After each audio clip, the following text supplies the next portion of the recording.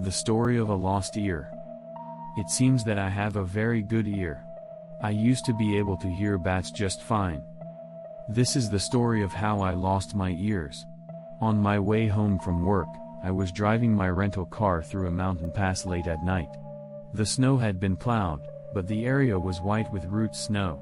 The weather was blustery and the snow was falling intermittently, sometimes blowing with great force. There was hardly any oncoming traffic, and at the time I didn't see any cars in front of or behind me. I had the radio on the whole time I was in the car, but because we were in the mountains, sometimes the signal was weak, and the noise tended to cut off the personality's voice. In the intervals when the radio signal was getting bad, I felt something strange.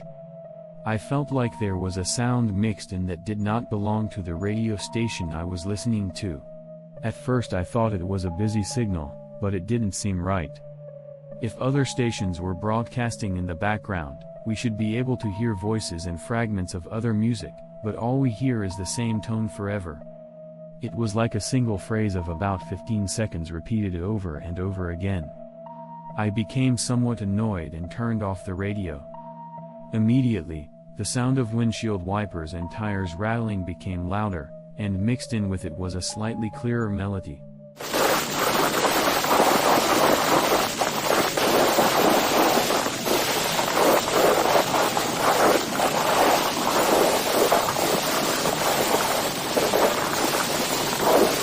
I thought it was the radio.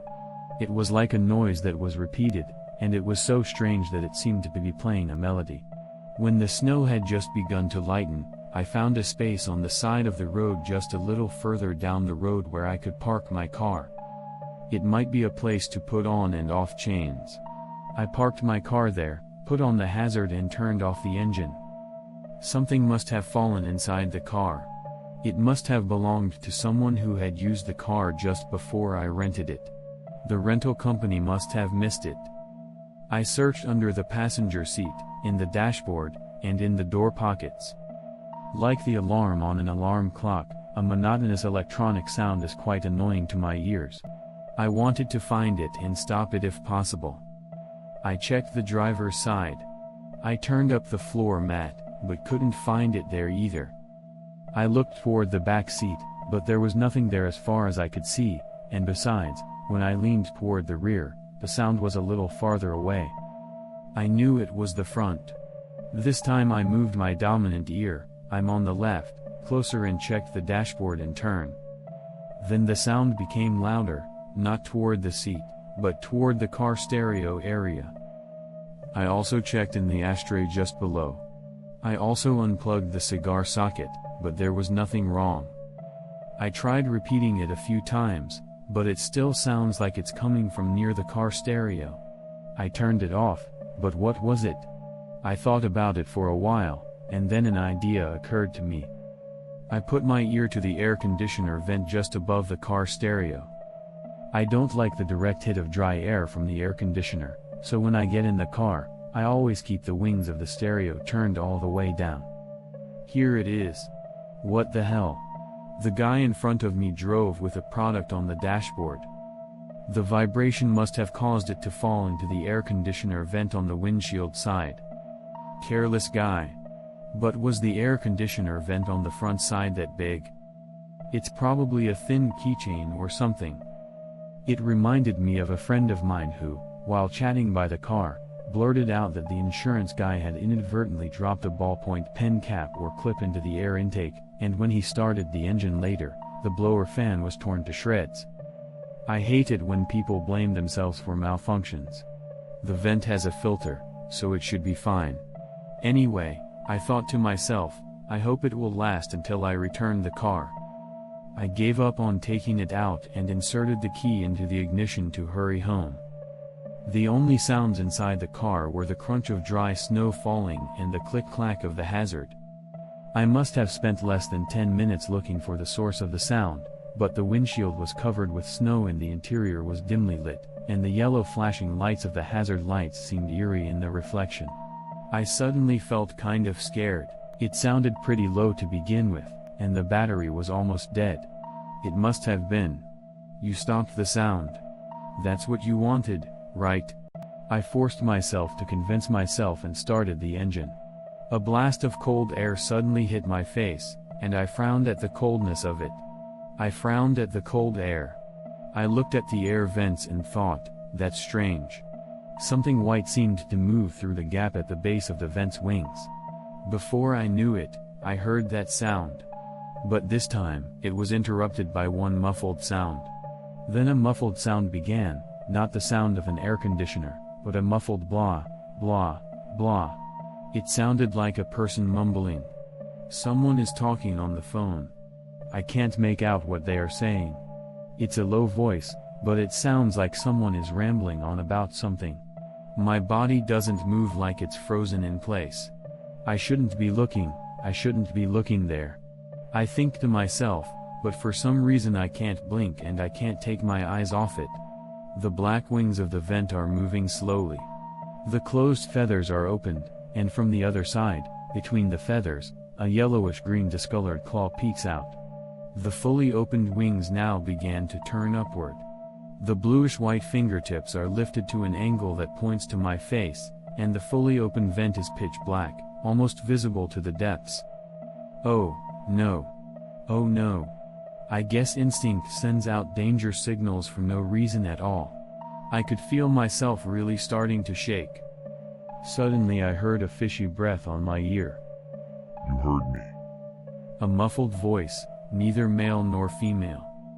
Immediately, a yellow, murky eye peeked out from inside the vent, as if the eyelid that had been closed in the pitch black had been opened. When my eyes met his eyes, filled with hatred, I had no idea what was going on, and I started screaming like a madman myself. Before my eyes, it was blank. I think the snow on the hood rolled up onto the windshield. Even without that, I didn't have time to look around. Maybe I had my eyes closed. I was surprised I didn't hit anyone or a car. A loud gif 555555555 filled my left ear. The pressure of the sound was pressing on my eardrum painfully. It got worse, and finally I felt a pain like a thick needle being pushed through my ear, and my eyes turned yellow. I don't remember the rest. When I came to, I was in the hospital. The car had apparently crashed into a snowdrift on the side of the road and came to a stop. As luck would have it, the snowdrift was fresh and fluffy. And if I hadn't run into that puddle, I would have gone off a cliff, people later told me. I was lying outside the car, either thrown out of the car or unconsciously outside the car by myself. I don't know how he didn't freeze to death in that bad weather. The driver of the snowplow that came right after the accident found the car and himself, so his body was only a little bruised, but his left eardrum was torn. I guess I was lucky, that was all it took. Many people told me I was lucky. The doctor said it must have been ruptured by the impact of running into the puddle, but strangely enough, there was no bruising from the neck up. But I'm not going to tell people that my eardrum was ruptured before the collision. I could have put it down to a blow to the head, and I didn't want to lose my job. My parents and bosses from work came to the hospital, but since it was only a bruise, the hospital released me right away. Although my eardrum was ruptured, it was not completely removed, so I was told that if I left it alone, it would come back to normal.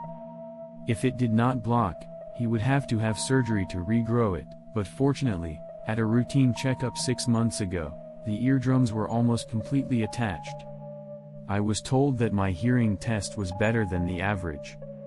However, I continue to feel as if my left ear is blocked, and it is somewhat difficult to hear when someone speaks to me from the left side. Well, just because it's hard to hear, it's probably more convenient that I can't hear anything extra. Really, I don't hear anything weird anymore. I have returned to work and am now almost back to my old life. Insurance covered the cost of hospitalization. I was prepared for compensation from the rental car company. I waited and never heard a peep. Was the car not damaged? If not, would that car be rented again? Well, the rental company probably has insurance, and sometimes it's better not to say anything, so I'll just keep my mouth shut. However, Something has been bothering me a bit lately. When I went to ask a new dispatched girl to copy some documents for me, she looked at me strangely and scowled. Then she looked at me and said, "Is your cell phone ringing?" I said, "That's strange. I thought it was your cell phone. It's a nice song, isn't it? There is no way that could be true." I broke out in a cold sweat and felt a sharp pain in my inner ear and at the base of my tongue. "I'm deaf. I can't hear anything." "What song?" "You know, that old movie." She hummed it for me, and it sounded nothing like that melody. Not wanting her to realize how upset and relieved I was, I managed to get out of there as quickly as possible. Relieved, we went to karaoke at the after party of the get-together. She was super tone deaf. After that, I made sure to stay as far away from her as possible. I also asked her, "Hey, is your cell phone ringing? Is your phone ringing? Look, that song. I'm going to get an earache. I'm so scared that I'll panic on the spot if he or she cower." I still sometimes shake with fear at the thought of hearing that sound again. This is the end of this story. Thank you for listening to the end.